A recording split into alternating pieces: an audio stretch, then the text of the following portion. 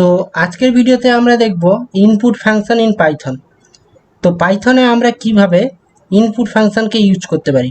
তো ইনপুট ফাংশনের সাহায্যে আমরা কোনো জিনিসের ইনপুট নিতে পারি, সেটা আমরা স্ট্রিংও নিতে পারি, সেটা আমরা নাম্বারও নিতে পারি, মানে ইন্টিজারও আমরা নিতে পারি। তো সেটা আমি কিভাবে করছি তোমরা দেখো। তো এখানে আমি লিখব, তো প্রথমে আমাকে একটা ভেরিয়েবল বানিয়ে দিতে হবে। তো এখানে আমি লিখছি কনস্ট নেম সরি কনস্ট নয়, এটা জাভা, এটা পাইথন। তো সেই জন্য আমি জাস্ট লিখছি নেম ইকুয়াল টু, তো এখানে আমি লিখব ইনপুট, তারপর এখানে আমি দিব এভাবে রাউন্ড বেসিস। তো এখানে আমি লিখে দেব please input please enter your name. তো এরপর আমি এখানে একে প্রিন্ট করে দেখাচ্ছি। তো আমি এখানে যদি প্রিন্ট লিখি আর যদি নেমটাকে এখানে প্রিন্ট করাই, তো কন্ট্রোল এস করে সেভ করছি আর এখানে আমি প্রিন্ট করে দেখাচ্ছি। তো এখানে দেখছো পাওয়ার সেল চালু হয়ে গেছে, তো এটাকে বন্ধ করে দিচ্ছি।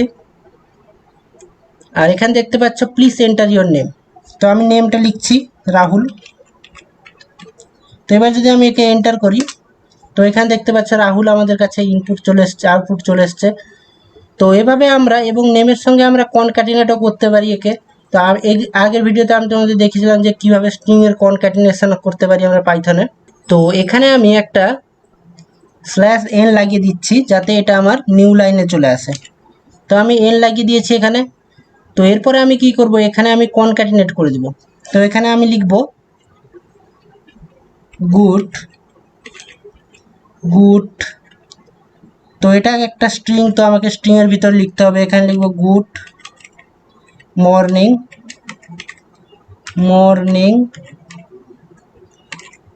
মর্নিং, তারপরে আমি এখানে একটা কমা দিব। তো কমা দেওয়ার পরে এখানে আমি প্লাস করতেই পারি, কারণ আমরা স্ট্রিংয়ের এখানে আমরা কনক্যাটিনেট করছি। তো এরপরে আমি এখানে প্লাস দিয়ে লিখে দিব নেম, NAME।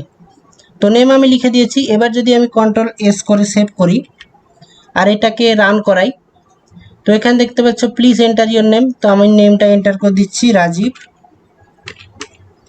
এরপর যদি আমি এখানে এন্টার মারি, এখানে দেখতে পাচ্ছ এরর এসছে।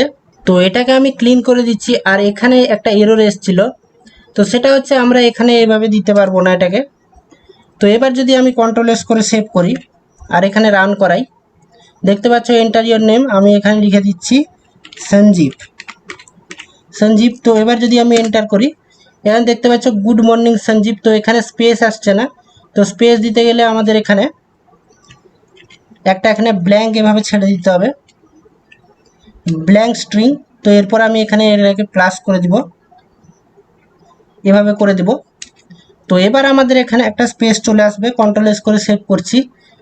তো এখানে আমি যদি এন্টার দিই, আমি রাহুল আমি দিয়ে দিচ্ছি। তো এবার দেখতে গুড মর্নিং রাহুল, আমাদের কাছে প্রপার স্পেস এসছে এখানে। তো এভাবে আমরা ইনপুট ফাংশনটাকে ইউজ করতে পারি এবং আমরা আর্থমেটিক অপারেটরও আমি এখানে ইউজ করতে পারি।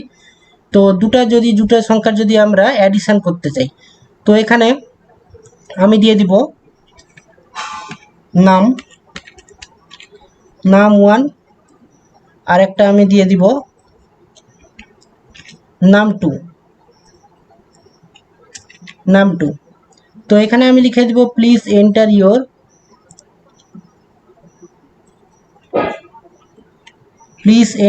ইয়োর নাম্বার আমি লিখে দিব। কন্ট্রোল এস করে আমি সেভ করছি এটা। তো এখানে এটাকে ব্যাক করে দিচ্ছি আর এখানে আমি লিখতে পারি নাম 1 প্লাস নাম 2। তো এভাবে আমাদের অ্যাডিশন হয়ে যাবে। তো কন্ট্রোল এস করে সেভ করে একে রান করাচ্ছি। তো এখানে দেখতে পাচ্ছ প্লিজ এন্টার ইয়োর নাম্বার, আমি দিয়ে দিচ্ছি 22। তো এবার সেকেন্ডটা দিব প্লিজ এন্টার ইয়োর নাম্বার। তো এখানে আমার সেকেন্ড লেখার কথা ছিল, তো সেটা আমি লিখিনি, তো এখানে আমি লিখে দিচ্ছি 5। তো এবার যদি আমি এন্টার করি, তো দেখতে পাচ্ছ 225 চলে এসছে। তো 225 এসছে কারণ এখানে যখন আমরা ইনপুটটাকে ইউজ করি তখন এটা আমাদের ডিফল্ট স্ট্রিংয়ে আসে। তো স্ট্রিংয়ে আসার কারণে 225 এখানে চলে এসছে, আমাদের অ্যাডিশন হচ্ছে না। তো এটাকে আমাদের নাম্বারে ইন্টিজারে কনভার্ট করতে হলে আমরা জানি, আমরা টাইপ কনভার্সনের সময় দেখেছিলাম যখন আমরা কাস্টিং দেখেছিলাম। তো এখানে আমি লিখে দিব ইন্ট। তো এটা আমাদের ইন্টিজারে এবার চলে আসবে, এখানে আমি লিখে দিব ইন্ট।